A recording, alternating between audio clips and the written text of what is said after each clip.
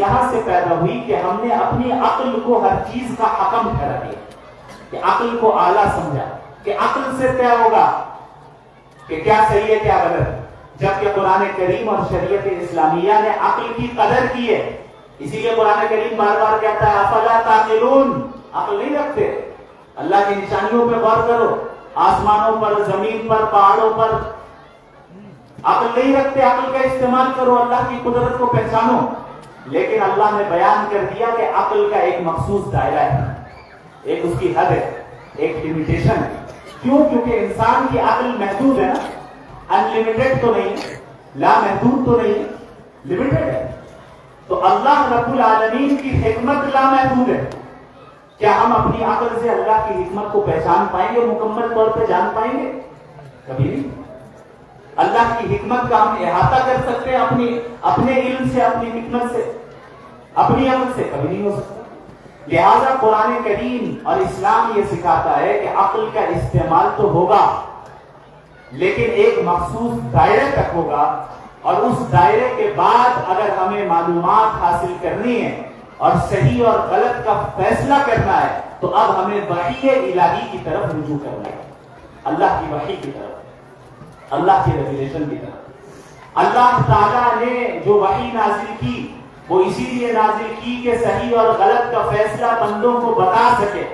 اب ہم اللہ کی وحی کو چھوڑ کر اپنی عقل کا استعمال کریں اور ہم روشن خیالی کو جو ہے اپنے لیے فخر محسوس کریں اس میں، اور اس طرح آزادانہ خیالات میں مبتلا ہونا جو ہمیں دراصل شریعت سے ہی باہر نکال دے، اس پہ ہم فخر محسوس کریں اور اپنے آپ کو انٹلیکچوئل اور ایجوکیٹڈ سمجھیں، یاد رکھیں یہ دراصل شیطانی دھوکہ ہے، شیطانی دھوکہ ہے۔ قرآن نے اس کا ذکر کیا کہ انبیاء علیہ الصلوۃ والسلام کو جب یہ قومیں جھٹلاتی، فریقوا بما عندهم من العلم، ان کے پاس جو علم ہوتا اس علم پر انبیاء کے سامنے اتراتی تھی یہ قومیں، فریقوا بما عندهم من العلم، اور مذاق اڑاتی ہے، ان کو کیا معلوم، ہم جانتے ہیں ہمارے پاس سائنس کا علم ہے، ہمارے پاس فلاں علم ہے، ہمارے پاس فلاں علم ہے۔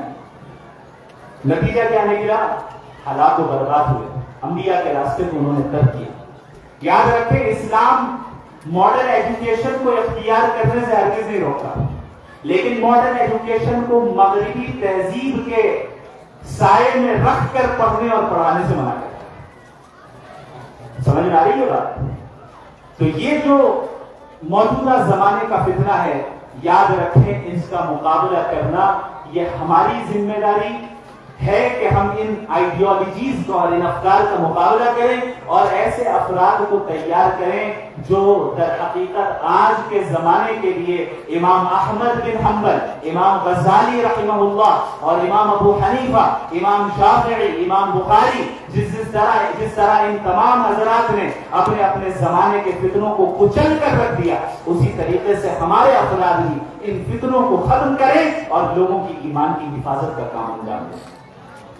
آپ نبی کریم صلی اللہ علیہ وسلم کی پوری زندگی کو دیکھیں گے تو آپ کو پوری زندگی میں یہ چیز نظر آئے گی کہ خواہشات کی مخالفت ہو رہی ہے، خواہشات کی مخالفت ہو رہی ہے۔ آج ہمارے خواہش کے خلاف اگر کوئی چیز پیش آ جائے فوراً ہم ناشکری کرنے لگتے ہیں اور ایسے الفاظ اختیار کرتے ہیں، ایسے اعمال اختیار کرتے ہیں جس سے ظاہر ہوتا ہے کہ ہم اس سے خوش نہیں ہیں اور ہم اللہ کے اس فیصلے سے راضی نہیں۔ جبکہ آپ نبی کریم صلی اللہ علیہ وسلم کی زندگی کو دیکھیں کہ کس طرح نبی کریم صلی اللہ علیہ وسلم نے اس دین کی خاطر قربانیاں دی۔ اللہ کے نبی صلی اللہ علیہ وسلم نے فرمایا، صحیح حدیث ہے کہ مجھے اس دین کے راستے میں جتنی تکلیف پہنچائی گئی اتنی تکلیف کسی اور کو نہیں پہنچائی گئی، کہ 30 دن اور 30 راتیں گزر جاتی کہ میرے پاس اور بلال کے پاس کھانے کے لیے کھانا نہ ہوتا سوائے اتنی مقدار میں جو بلال اپنے بغل میں چھپا سکتا ہے۔ نبی نے ایسی گزاری زندگی؟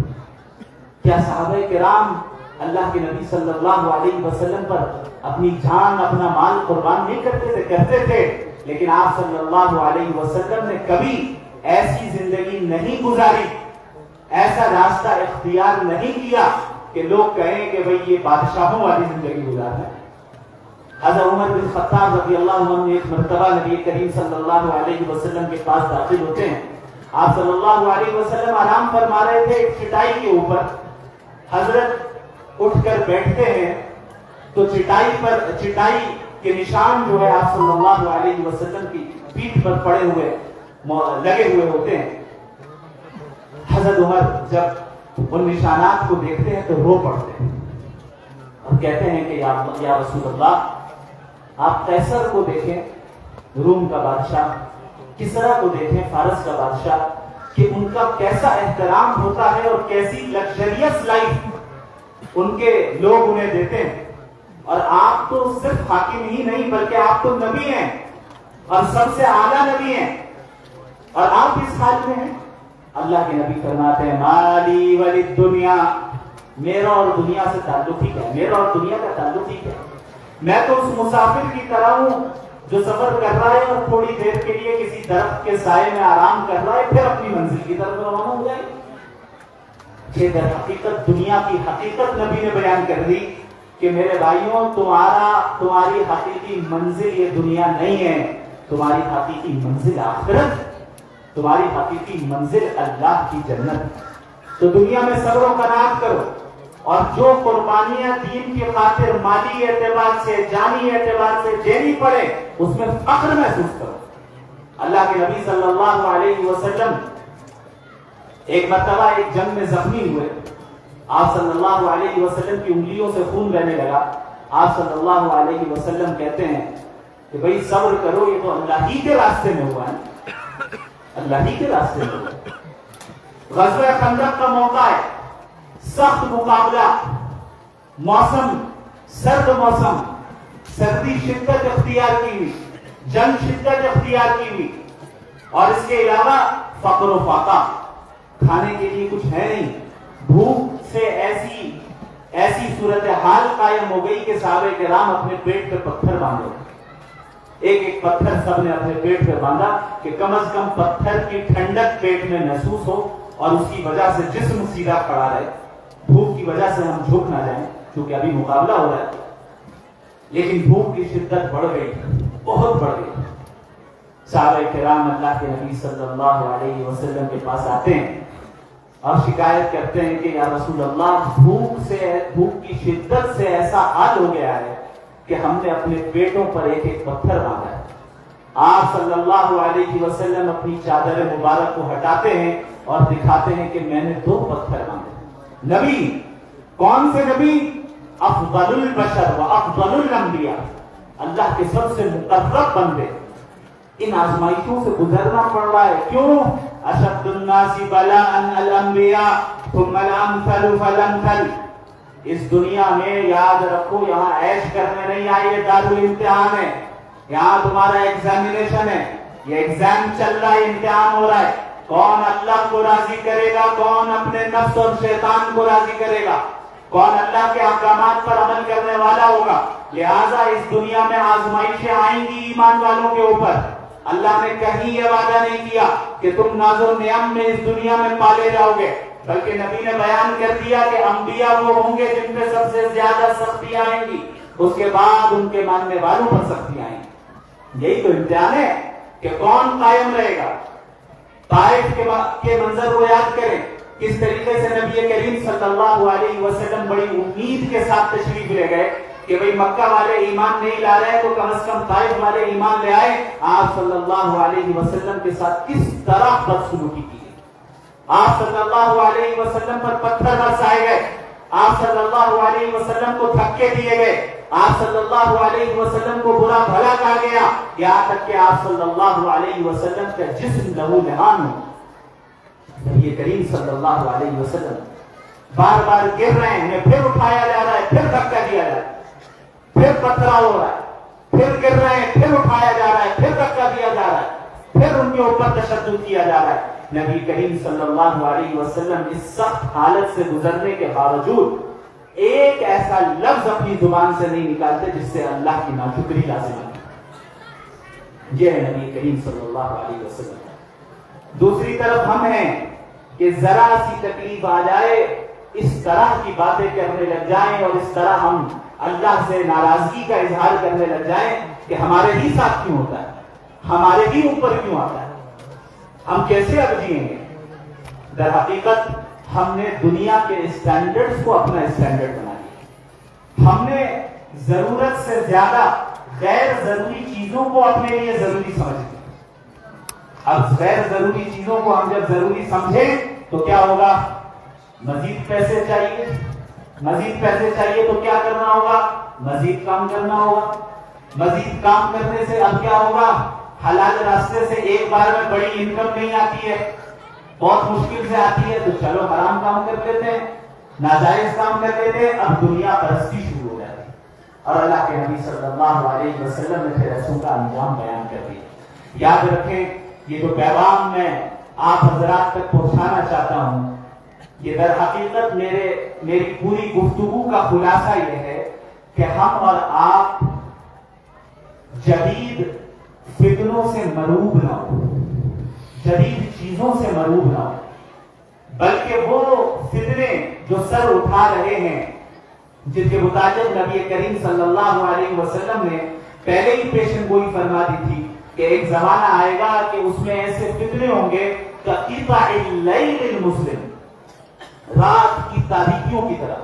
تاریکی جب اندھیرا چھا جائے تو چاروں طرف اندھیرا پھیل جاتا ہے بڑی تیزی کے ساتھ. نبی نے فرمایا ایسا زمانہ آئے گا کہ فتنے ہر گھر میں پہنچے, ہر جگہ عام ہو گئے. اب آپ بتائیے, یہ آج کا وہ زمانہ نہیں ہے تو کون سا زمانہ جب ہر گھر میں فتنہ پہنچ چکا ہے؟ ہر گھر میں جو ہے ارتداد کی لہر اور اس کے اثرات اور مغربی تہذیب کے اثرات نظر آ رہے ہیں. یہ وہی زمانہ ہے. اللہ کے نبی صلی اللہ علیہ وسلم نے ایسے موقع پہ کیا فرمایا؟ میری سنت کو تھامے رکھنا, دین کو تھامے رکھنا. لہذا اس بات کا اس اجلاس میں عزم کر کے اٹھیں کہ ہم اور آپ انشاءاللہ کامل مومن بنیں گے, ہم کامل اسلام پر عمل کریں گے. دین اسلام مکمل اسلام پر عمل کرنے کا مطالبہ کرتا ہے. یا ایھا الذین آمنوا ادخلوا فی السلم کافہ, اے وہ لوگ جو ایمان لے آئے پورے کے پورے اسلام میں داخل ہو جاؤ. آدھا پیتر آدھا بٹیر نہیں.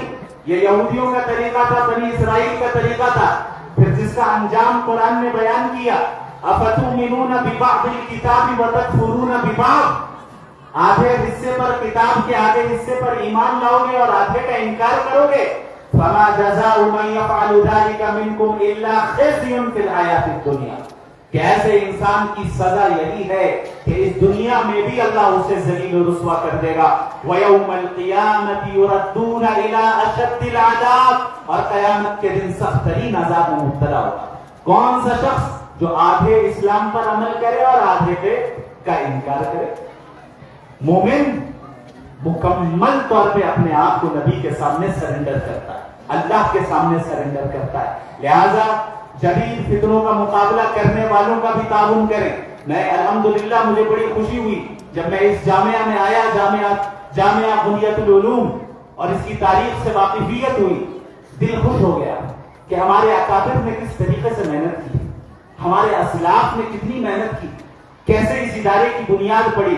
یقین جانیے اس کا 10% بھی ہم اگر محنت کر لیں انشاءاللہ اللہ کی مدد شامل آ گئی. امام بخاری اور بڑے بڑے اسلاف ایک ایک حدیث کے لیے لمبے اسفار کیا کرتے تھے. آج ہمارے پاس صحیح بخاری پوری موجود ہے, صحیح مسلم موجود ہے, سیاہ ستہ موجود ہے, دیگر احادیث کی کتب موجود ہیں. امام بخاری کے زمانے میں تو نہیں تھی, انہوں نے تو جمع کی, انہوں نے تو کمپائل کیا. کتنی مشقتیں اٹھائیں. اگر انہوں نے ان مشقتوں کو نہ جھیلا ہوتا, کیا احادیث کا ذخیرہ آج اس شکل میں ہمارے پاس موجود ہوتا؟ تو ہمارے اسلاف کے کاموں کی قدر کرنا اور پھر اس کے مطابق اپنے آپ کو اور اپنی صلاحیتوں کو بھی لگانا یہ مطلوب ہے. آپ حضرات جو ہیں مبارکباد کے مستحق ہیں کہ آپ کے علاقے میں اور آپ کے خطے میں اس جیسا ادارہ موجود ہے جہاں دینی تعلیم بھی دی جا رہی ہے, عصری علوم کی تعلیم بھی اسلامی نہج پر ہو رہی ہے, جہاں ہمارے بچوں کا ایمان محفوظ ہو رہا ہے. یہ سب سے بنیادی چیز. اس بات کو لکھ لیں اور اپنے ذہن میں بٹھا دیں, ایمان سب سے ہے. ایسے اداروں کا تعاون کرنا دامے دل میں قدم سخن ہے, جس اعتبار سے کر سکتے ہو کریں. کوئی 1 روپیہ کے ذریعے کر سکتا ہو, 1 روپے کے ذریعے کر. یہ نہ دیکھیں کہ بھئی یہ تو 1 ہی روپیہ ہے, ہم کیا کہیں گے محترم صاحب کو شرما رہے ہیں, कैसे पेश करेंगे इनकी खिदमत में? हदीस सुने। नबी करीम सल्लल्लाहु अलैहि वसल्लम फरमाते हैं, इत्तकुन्नार वलौ बिशिक्कि तमरा, जहन्नम की आग से अपने आप को बचाओ अगरचे आधी खजूर सदका करके ही क्यों न सही। अल्लाह के यहाँ क्वांटिटी से ज्यादा क्वालिटी का एतबार है। किसका एतबार है? जोर से बोलिए, किसका एतबार है? क्वालिटी का। अल्लाह ये देखता है कि सामने वाला किस नियत और किस इखलास के साथ दे रहा है। और अगर इखलास है, लिल्लाहियत है, तो याद रखें ये सिर्फ 1 रुपया भी हो सकता है हमें जहन्नम की आग से बचा ले। क्योंकि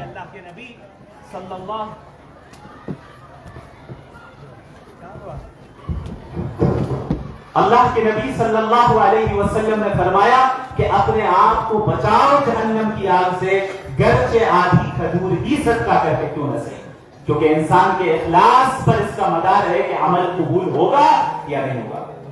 लिहाजा अपने माल से, अपनी जान से, अपने वक्त से, अपनी फिक्र से, अपने अमल से और अपने अहल अयाल के जरिए, अपने जानने वालों के जरिए, अपने साथियों के जरिए, अपने रिश्तेदारों के जरिए बोलकर, चलकर, ताउन करके हर एतबार से इस इदारे और इस जैसे जितने इदारे आपके इलाके में हो और आपके शहर में हो, उनका ताउन करें। यह आप सबकी जिम्मेदारी, हम सबकी जिम्मेदारी। ये जो उलमा बैठे हैं, ये जो आपके सामने आपसे दरखास्त कर रहे हैं कि ताउन करें, ये किसके लिए कर रहे हैं? अपने लिए कर रहे हैं, आपके बच्चों के लिए कर रहे हैं। इनसे इनकी जेब नहीं भरती, ये इदारे के लिए।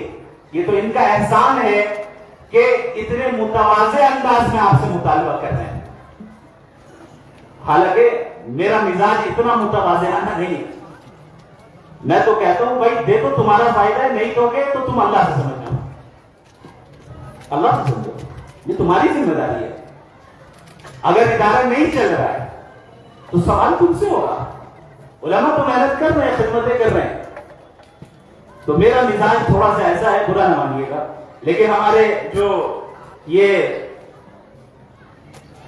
उलमा है, ये इनका तवाज़ो है। अल्लाह रब्बुल आलमीन इन हज़रात को जज़ाए खैर अता फरमाए और इन हज़रात से बड़ा काम ले। और आप तमाम हज़रात को जज़ाए खैर दें। आप तमाम हज़रात ने जितना ताउन किया है इस इदारे का मजीद करें।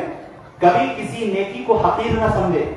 कौन सी नेकी कब इंसान को कब बचा ले, कब नजात का जरिया बन जाए, हमें नहीं मालूम है। अल्लाह रब्बुल आलमीन इस इदारे को, इस इदारे के बानियान को और इस इदारे के मुंतज़िमीन को, मुतअल्लिक़ीन को, तलबा और तालिबात को और जितने भी हमारे इस इदारे के मुहिब्बीन हैं, सबको जज़ाए खैर अता फरमाए। हम सबको ईमान पर कायम व दायम रखे और ईमान पर ही हमें मौत नसीब फरमाए। व आखिरु दावाना अल्हम्दुलिल्लाहि रब्बिल आलमीन।